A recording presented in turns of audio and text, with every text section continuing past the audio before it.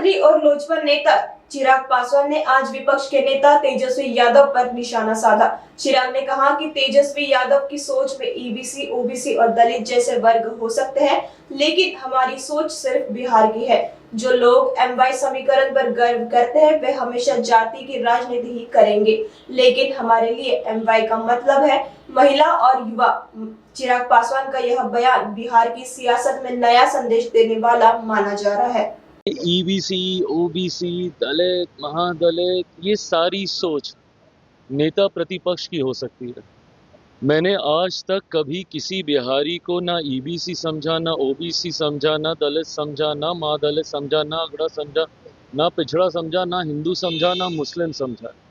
मेरे लिए बिहारी बिहारी है।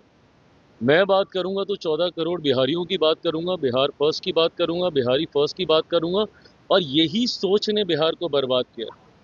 आज आप अपने आप को 21वीं सदी का आप बोलते हैं, और ये आप सोच रखते हैं कि भैया किसको हम किस जाति में हम बांट के देखें, और कौन किस जाति का वोट बैंक बनना चाहता है और कौन किस जाति को अपना वोट बैंक बनाना चाहता है।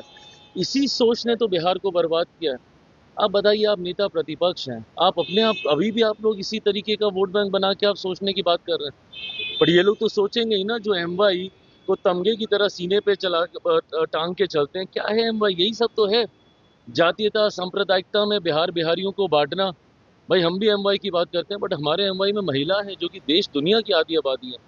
हमारे वाई में युवा हैं जो कि देश की, हमारे बिहार की सबसे बड़ी आबादी है। ऐसे में जब ऐसे लोग भी, और यंगस्टर से भी अगर हम लोग यही उम्मीद करें कि भैया वो भी जाति में बांटकर वोट बैंक की बात करेंगे, तो पिछले 50 साल जैसे बिहार के गए, अगले 50 साल फिर ऐसे ही जाएंगे। अगली पीढ़ी फिर ऐसे ही जातियों और धर्म में बंटकर बर्बाद होने का काम करेगी। कम से कम युवाओं को इस तरीके से जाति में बिहारियों को बांटकर बात करने की सोच नहीं रखनी चाहिए। दिक्कत यह है कि विपक्ष घबरा गया है, और ये स्वाभाविक भी है।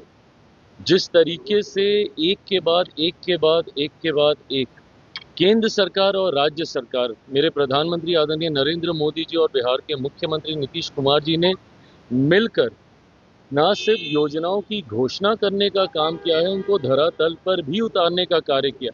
मुझे खुशी इस बात की कि मेरे प्रधानमंत्री ने सिर्फ शिलान्यास नहीं किया, उन्होंने उद्घाटन भी किए हैं, और कई ऐसी जन कल्याण की योजना जिसको लागू करने का काम किया, जो विपक्ष सपने दिखाता रहा था बिहार को कि हम आएंगे तो हम ऐसा करेंगे, हम आएंगे तो हम ऐसा करेंगे।